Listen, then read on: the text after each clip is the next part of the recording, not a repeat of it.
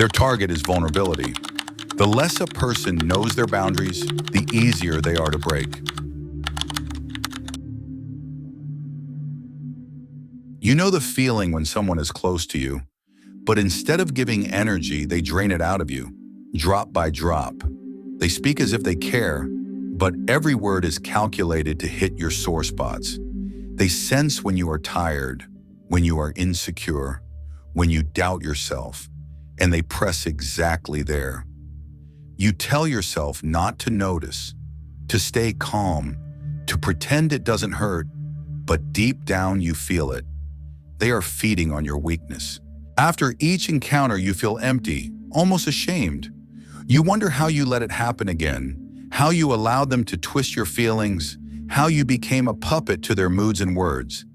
It is not just exhaustion, it is the heavy awareness that your boundaries collapsed again, that you were seen not as a person, but as prey. Shame crawls under your skin because you know you promised yourself to be stronger, and yet here you are, drained and silent. This cycle repeats until it feels endless. You avoid confrontation. You try to be kinder. You tell yourself maybe you imagined it, but your body knows the truth. The tightness in your chest, the knot in your stomach, the way your thoughts spin after every conversation. These are signals.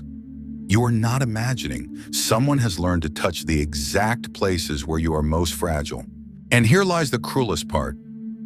Toxic people do not need to overpower you by force. They only need to discover where you already doubt yourself. They sense it quickly, like predators smelling blood. The more you try to hide your insecurities, the more they circle around them. They don't invent your weakness, they reveal it and use it. That is why the shame feels so sharp, because a part of you already knew this was your vulnerable spot. By the end of this journey, you will see clearly, it is not random that you are targeted, and it is not weakness that makes you prey. There are specific points that toxic people always search for, and until you name them, they will keep finding you. You have been told to just ignore them, as if pretending not to hear the poison in their words could protect you.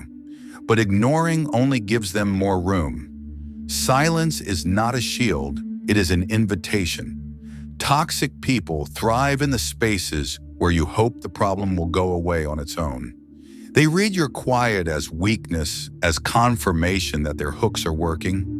You have been told to set boundaries as if drawing a line could stop someone who knows exactly how to cross it. A boundary is not a wall if inside you are still full of fear. You can say no 1,000 times, but if the tremor in your voice betrays that you are terrified of rejection, the toxic person hears it louder than the word itself. They do not respect walls, they search for cracks. And cracks are made not of rules, but of hidden wounds. You have been told that all people are good deep down, that maybe you are too harsh, too sensitive, too unforgiving. This illusion keeps you chained because it shifts the blame onto you. If all people are good, then the pain must come from your own exaggeration. You begin to doubt your instincts. You force yourself to forgive. You try to see light where there is only shadow. And every time you deny your own perception, you hand the toxic person more control. The cruel truth is that these common pieces of advice never touch the real problem. The issue is not that you are too soft or not disciplined enough. The issue is that toxic people are masters at scanning for unconscious weaknesses. They do not need you to trust them. They only need you to doubt yourself. They exploit exactly those places inside you that you keep hidden even from yourself. And that is why these illusions are dangerous. They make you fight the wrong battle. Instead of seeing how your unacknowledged fears are being used against you, you waste energy trying to be tougher, louder, kinder. And each time you fail, the shame grows. This is how the trap tightens. Not through their strength, but through your belief in false solutions. By the time you realize that kindness, discipline, and silence will never protect you, you are finally ready to hear the truth about what toxic people are really looking for. The first weakness toxic people search for is the fear of rejection. It is buried deep, often formed in childhood when love felt conditional, when approval depended on obedience, when affection was withdrawn as punishment. That early wound whispers constantly, do not upset, do not lose, do not risk being left alone.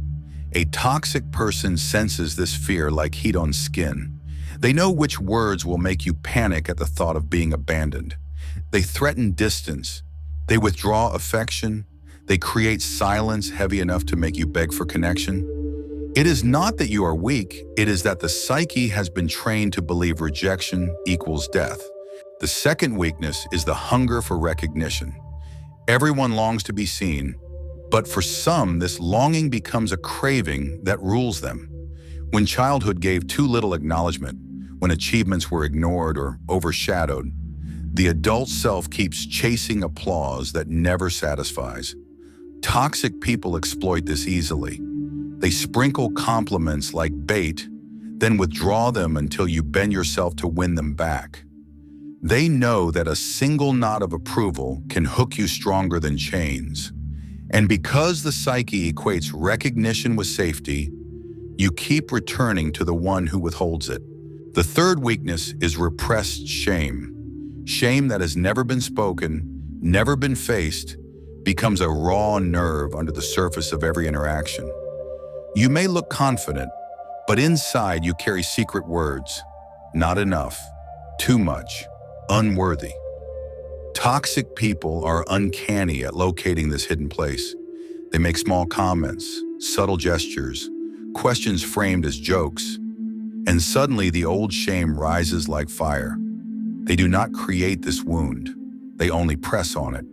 And the moment shame floods you, you shrink, you lose voice, you surrender. Freud described this as the return of the repressed. What you push down does not disappear, it resurfaces in disguised forms. Jung called it the shadow. The parts of you you refuse to admit still shape your choices. These three weaknesses, fear of rejection, hunger for recognition, buried shame, live in the shadow. And toxic people, often unconsciously, are drawn to them. They do not invent them. They discover what was already inside and use it against you. What makes this terrifying is that even when you know all this, the pull does not vanish. Awareness alone cannot stop the trigger from firing. You may tell yourself, I see the game, and yet still feel your heart race when someone threatens to leave. Still crave their praise, still collapse under a pointed remark. The knowledge helps, but the wound is still raw. And toxic people will keep pressing until you learn not to hide these weaknesses, but to face them. Because as long as they remain secret, they remain weapons in someone else's hands. Start with watching yourself instead of watching them. Keep a record of the moments that pierce you the most. Write down the exact words that make your chest tighten, the situations that trigger your panic, the silences that make you rush to explain yourself. When you see these patterns on paper, you begin to recognize that the real battlefield is not outside, but inside. Toxic people simply step onto ground that already exists.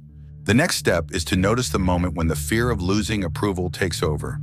It is usually subtle. You shift your tone, you soften your no, you offer an apology you don't truly mean. That is the moment the hook sinks in.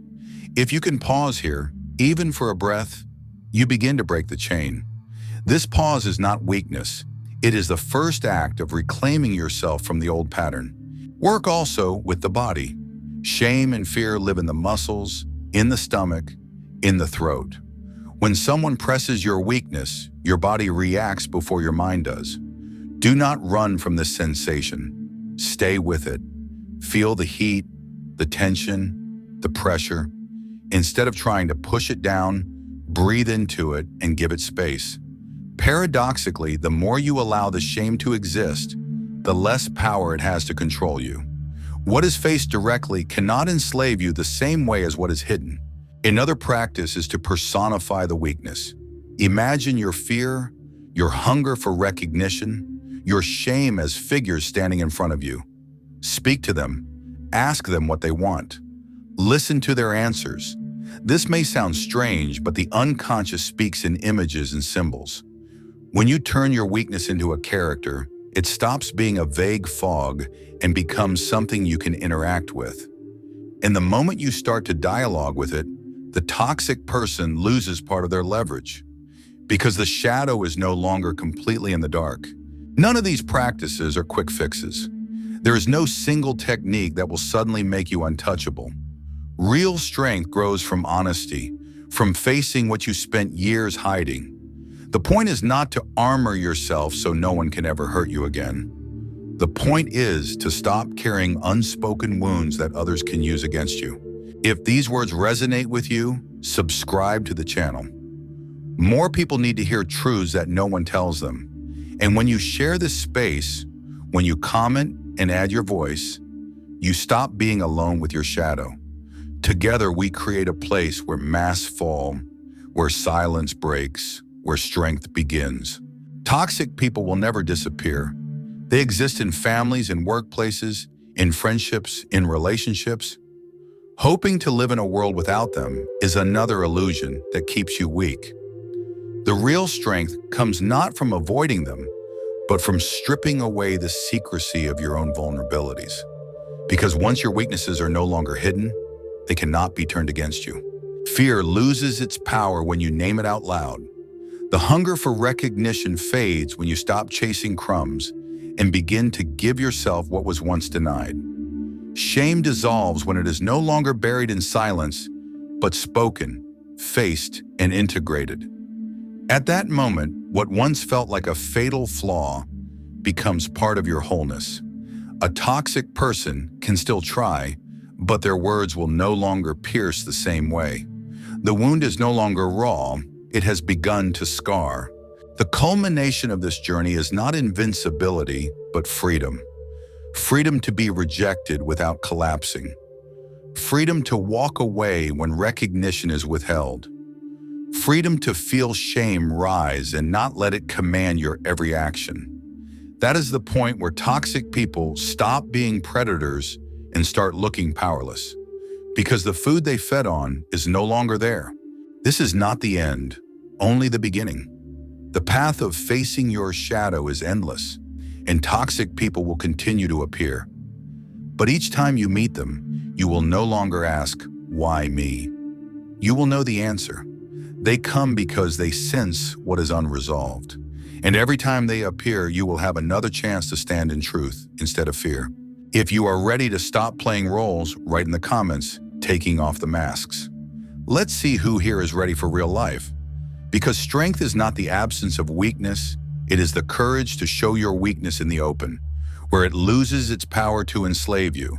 And that step, to uncover what was hidden, is the beginning of a life no toxic person can control.